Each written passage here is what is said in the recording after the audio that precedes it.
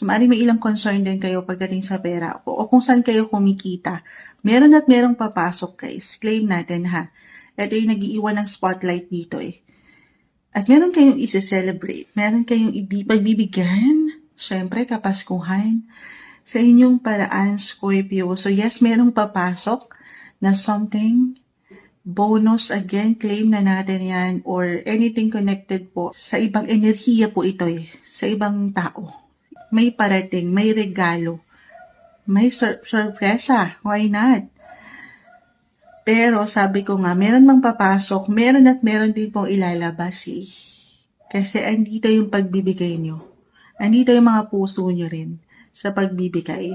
So balance, baka ganito lang din yun, nang walang pagkakulang or pagkasobra. Kung paano nyo pinangahawakan ang inyong pera. Ibigay mo na, parang gano'n ang aming kumanta si Moonshot. Ibigay mo na ang aming bonus. Sana all, di ba?